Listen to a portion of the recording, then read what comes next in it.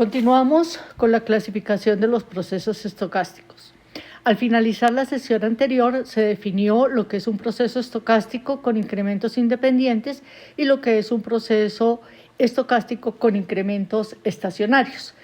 Se consideró, por ejemplo, el proceso XT con T mayor o igual que 0, donde X sub T es el número de clientes que llegan a un restaurante en el instante T.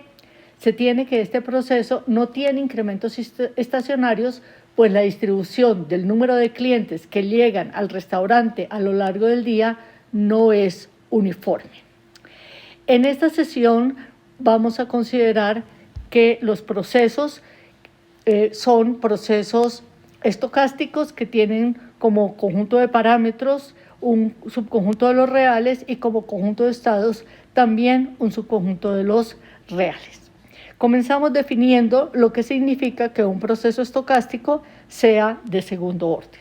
Entonces, un proceso estocástico se va a decir que es de segundo orden si para cualquier t en t se satisface que el valor esperado de x sub t al cuadrado es finito.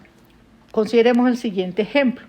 Vamos a suponer que z sub 1 y z sub 2 son variables aleatorias independientes e igualmente distribuidas. Esto lo vamos a denotar, a abreviar como I y D. Vamos a suponer que las variables tienen media cero y varianza sigma cuadrado finita. Vamos a considerar ahora un lambda en los reales y definimos el proceso X con xt t en R como X sub t es igual a z sub 1 coseno de lambda t más z sub 2 seno de lambda t con t en los reales. Nuestro objetivo es tratar de ver si este proceso es de segundo orden o no. Entonces miremos a ver a qué es igual el valor esperado de x sub t al cuadrado. Entonces el valor esperado de x sub t al cuadrado va a ser igual al valor esperado de z sub 1 cuadrado por coseno cuadrado de lambda t más 2 veces z sub 1 por z sub 2 por el coseno de lambda t por el seno de lambda t más z sub 2 al cuadrado por el seno cuadrado de lambda t. Puesto que el operador valor esperado es un operador lineal, entonces tenemos que la anterior expresión es igual a coseno cuadrado de lambda t por valor esperado de z sub 1 cuadrado más 2 veces el coseno de lambda t por el seno de lambda t por el valor esperado de z1 por z2 más seno cuadrado de lambda t por el valor esperado de z sub 2 al cuadrado. Ahora bien, nosotros sabemos que las variables aleatorias z sub 1 y z sub 2 son independientes. Esto trae como consecuencia que el valor esperado de z1 por z2 va a ser igual al producto de los valores esperados. Pero como las variables aleatorias tienen media cero, entonces esta expresión va a ser igual a 0. Y en consecuencia, tenemos que el valor esperado de x sub t cuadrado va a ser igual al coseno cuadrado de lambda t por el valor esperado de z sub 1 cuadrado, que es igual a sigma cuadrado, más el seno cuadrado de lambda t por el valor esperado de z sub 2 cuadrado, que es sigma cuadrado. Factorizando el sigma cuadrado, obtenemos que esa expresión es igual a sigma cuadrado factor de coseno cuadrado de lambda t más seno cuadrado de lambda t, lo cual sabemos que es igual a 1, y en consecuencia estamos obteniendo que el valor esperado de xt cuadrado es sigma cuadrado y esto es finito. Bien, vamos ahora a ver qué significa que un proceso estocástico sea un proceso débilmente estacionario. Para esto necesitamos inicialmente definir lo que significa cómo se define la función de medias y la función de covarianzas de un proceso. Entonces vamos a suponer que xt con t en t es un proceso estocástico y definimos la función de medias del proceso va a ser una función que va del conjunto de parámetros t en los reales y que a cada t en el conjunto de parámetros lo envía en el valor esperado de x sub t. Y la función de covarianzas de x se define entonces como una función que va de t por t en R, que a cada pareja st lo manda en la covarianza entre xs y xt. Ahora definimos lo que es un proceso débilmente estacionario. Entonces, un proceso estocástico xt con t en t, que vamos a asumir que es de segundo orden, se dice débilmente estacionario si, primero, la función de medias es constante y segundo, existe una función gamma que va de R en R de tal manera que la función de covarianzas entre S y T es igual a gamma de T menos S para todo S, T en los reales. En otras palabras, lo que nosotros pedimos es que la función de covarianza del proceso depende solamente de la diferencia T menos S para todo T y S en T con S menor o igual que T. Veamos el ejemplo siguiente. Consideremos de nuevo nuestro proceso que del ejemplo anterior. Sea X igual a XT con T los reales, el proceso que hemos definido como X sub T es igual a Z sub 1 coseno de lambda T más Z sub 2 seno de lambda T con T en los reales, siendo lambda un número real, Z1, Z2, variables aleatorias independientes e igualmente distribuidas con media cero y varianza sigma cuadrado finito. Ya vimos en el ejemplo anterior que este proceso es un proceso de segundo orden. Vamos a ver si el proceso es débilmente estacionario o no. Comenzamos entonces mirando qué pasa con la función de media del proceso.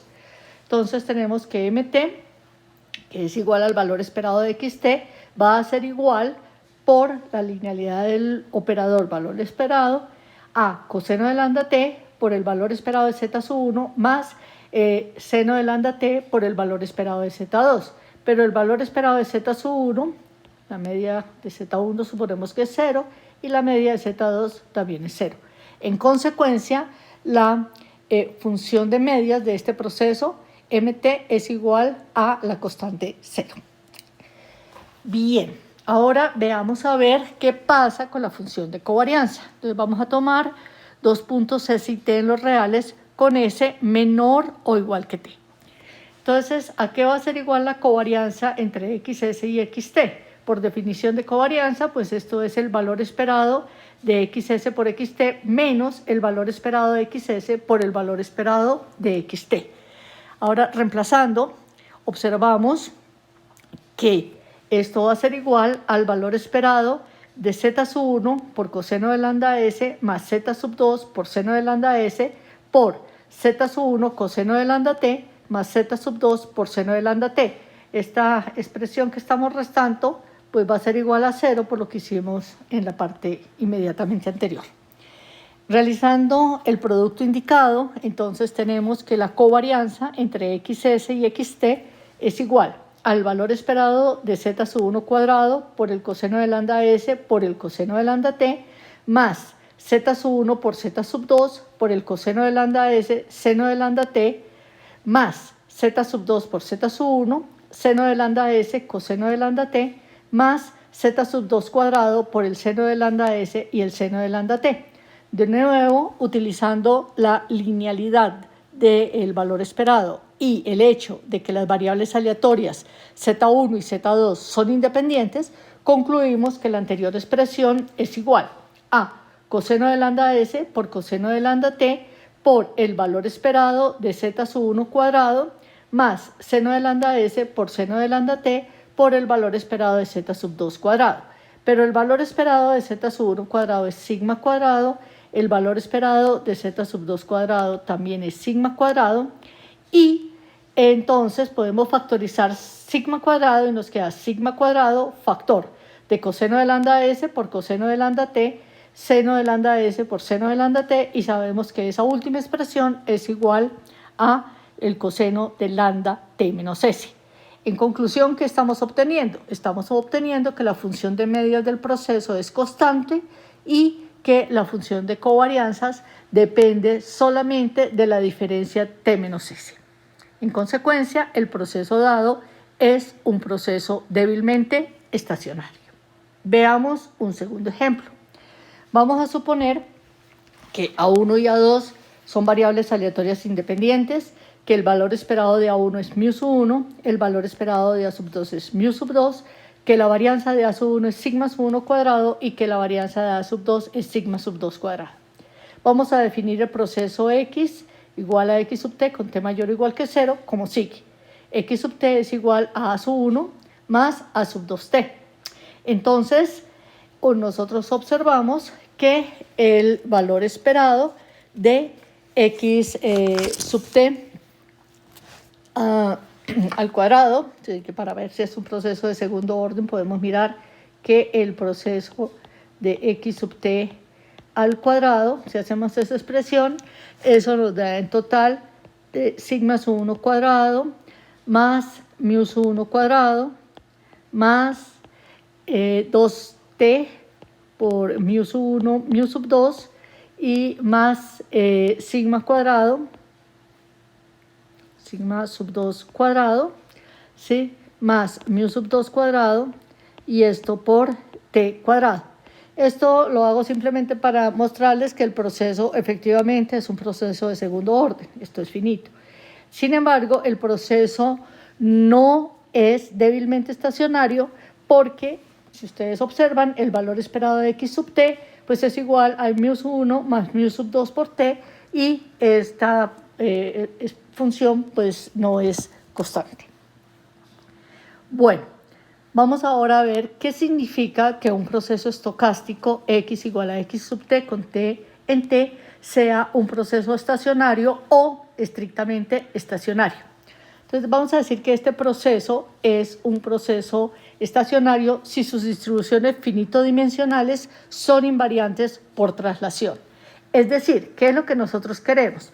Nosotros queremos que la función de distribución conjunta f de t1, t2 hasta t sub n, evaluada en x1, x2 hasta xn, sea igual a la función de distribución conjunta t es 1 más h, t2 más h, t sub n más h, evaluada en x1, x2 hasta x sub n para todo h mayor que 0. ¿Qué significa esta expresión f de t1, t2 hasta tn evaluada en x1, x2 hasta xn? Como dije, es la función de distribución conjunta del proceso y esto pues está definido como la probabilidad de que xt sub 1 sea menor o igual que x sub 1, etcétera, hasta xt sub n sea menor o igual que x sub n. Un ejemplo sencillo es si consideramos como proceso estocástico x sub n con n mayor o igual que 1, una sucesión de variables aleatorias independientes e igualmente distribuidas. Es fácil verificar que efectivamente este proceso es estrictamente estacionario. Veamos a ver qué significa ahora que un proceso sea gaussiano.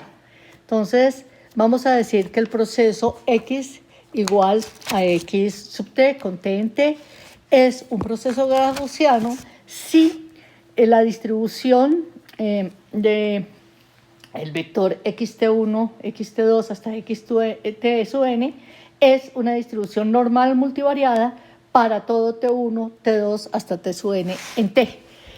Nosotros sabemos que un vector gaussiano queda completamente determinado por su media y por su función de covarianzas.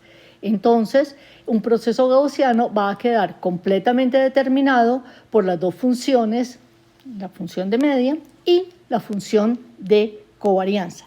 Un ejemplo clásico de un proceso gaussiano es, por ejemplo, el movimiento browniano. Veamos otro ejemplo acá.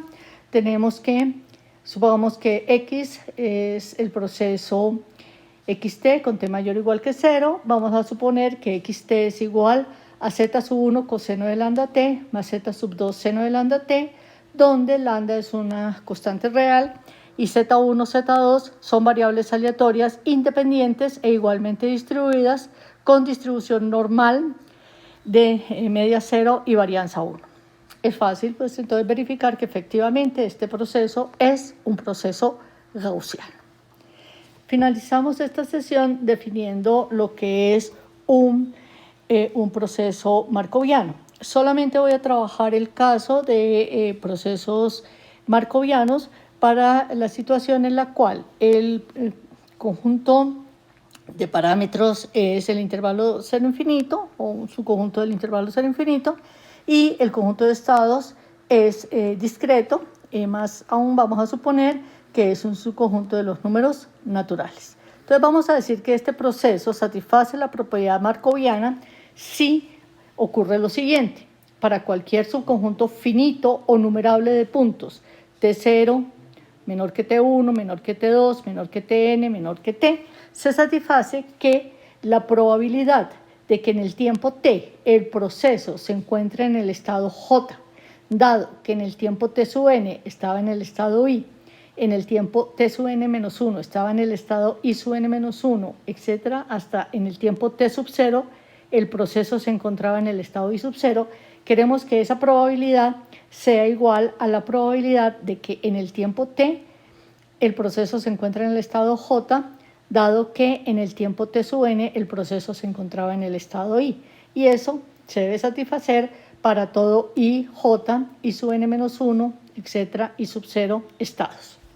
En otras palabras, lo que nosotros estamos pidiendo es que la estructura probabilística del futuro del proceso depende solamente del presente, más no del pasado del proceso. Este tipo de procesos, como les decía, es lo que nosotros vamos a llamar procesos markovianos. En particular, si el conjunto de índices es también un conjunto de los números naturales o un subconjunto de los números naturales, al proceso se le va a llamar cadena de Markov. Y es el tema de las siguientes